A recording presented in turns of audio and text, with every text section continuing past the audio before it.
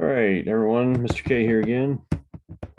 We're talking about engine fundamentals again. We're talking about oiling systems today, or oil systems and bearings and all kinds of things related to that. So we're going to talk about why does an engine need oil? The 5 functions of oil. Some books will say 4. We're going to use 5. I'm trying to be as thorough as possible. The viscous oil wedge. Why do different engines take different oil weights? Okay, so why do we need oil? Well, I could stand here and name off reasons and probably put you to sleep, but instead, how about you pause my video at this time and watch this one? Okay, should have just watched that video. One thing I do want to call your attention to is, did you note that the horsepower went from 298 to 307 once half the oil was drained out of the engine? Ponder that for a while and see if you can figure out why. Why would the horsepower go up when the engine is being drained of oil? Okay, so first function of oil we're going to talk about is that it reduces friction or lubricates.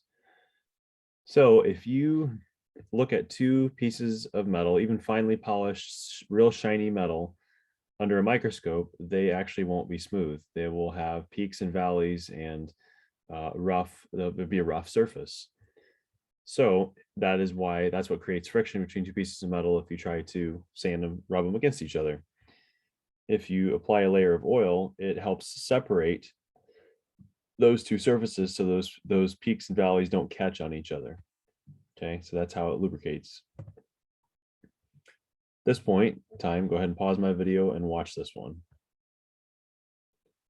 Okay, should just watch that video. Let's move on.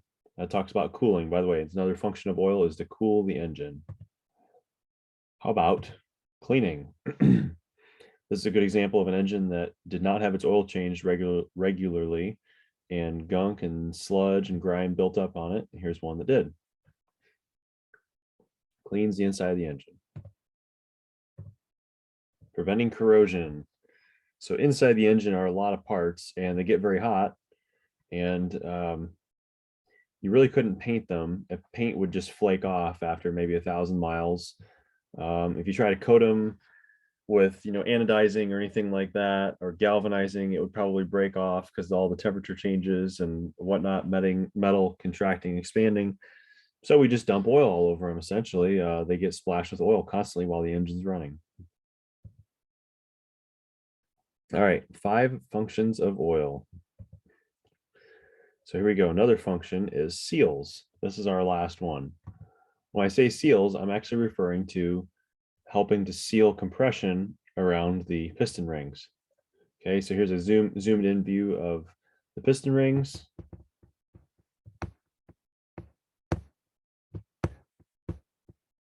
Those rings expand outward when compression hits them, and they rub against the cylinder wall. So here's the cylinder wall, here's the piston, there's the rings. Okay, they rub against the cylinder wall. Cylinder wall is not perfectly smooth. It has ridges in it. And if there wasn't oil on the cylinder wall, then the compression gases would just blast right by the rings and rush right past them and get your oil all dirty, and you'd lose power. Scorch the oil, excuse me, that's what I was looking for. So there's a layer of oil here. There's an oil scraper ring, brings most of the oil off. And then you have usually 2, I call both of these compression rings. This one's calling it a wiper ring, but I'd call them both compression rings. Those will ride on that surface of oil, and that helps them seal out compression. So before we jump into a viscous oil wedge, I want you to watch this video. So go ahead and pause my video and watch this now. All right, if that video didn't work for you, it was a girl teaching you how to water ski. And if you notice in the video, when she is standing still in the water, her feet are resting on the bottom of the lake, or her butt's hitting the sand in the bottom of the lake. But as soon as they start pulling her, she jumps right up on the top of the water. It's called the hydrodynamic effect. I believe that's what it's called. We're going to call it the viscous oil wedge because that's what automotive engineers call it. Okay, if this is a camshaft or a crankshaft and this is the bearing, there's a gap here. Oil's pumped in while the engine's running, and right as the engine starts spinning fast enough, this jumps up on that oil layer, and prevents metal to metal contact. So when the engine is running, a properly tuned or a good condition engine, when it's running, there should not be any metal to metal contact. Okay. So when the engine stops or starts, that's going to slam back down against this and rest there. And then when you first go to fire up the engine, it's going to rub in this area until it gets spinning fast enough so it can jump up on this viscous oil wedge, just like the water skier jumped up on the lake once she started getting pulled fast enough.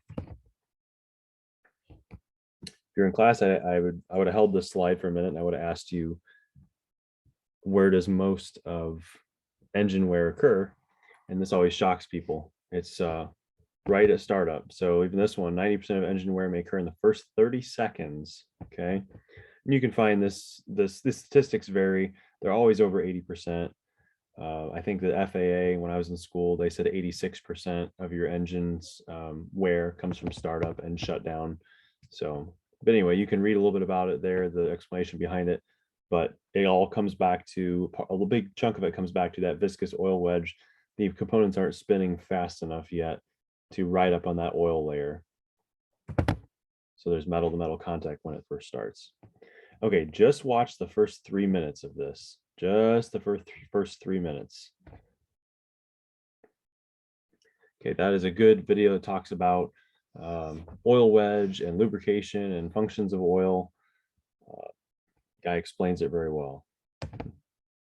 So the weights of oil. Why do engines specify different weights? Some engines specify 020, a 520, a 530, a 1030, all the way up to 2050, sometimes even thicker than that. And that is obviously the weight of the oil that gets pumped throughout the engine. One of those areas that would get pumped would be these main bearings. Excuse me, that would actually be the main journal of the crankshaft. That would be the main bearing. So anyway, but it's going to look something like this. Okay, and this is a good comparison that shows two different engines setups of different clearances of bearings where oil would flow in. And again, these, notice it's riding up on that viscous oil wedge. Okay, got the viscous oil wedge going on. And typically speaking, a newer engine with tighter clearances that revs higher, better gas mileage is going to run more of a 020, a 030, that type of thing. It's going to have a tighter clearance, a smaller viscous oil wedge.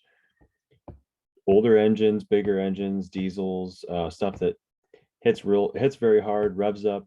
I don't want to say revs up high. That might be a misnomer. Not worried about fuel efficiency is probably a better way to put it. They are going to have probably more of a clearance and run a thicker oil like 2050.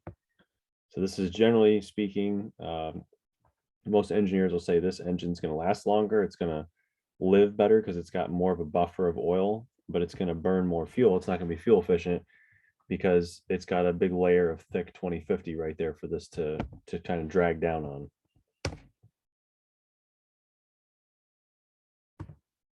Okay, at this point, go ahead and complete your assignment and have a good day.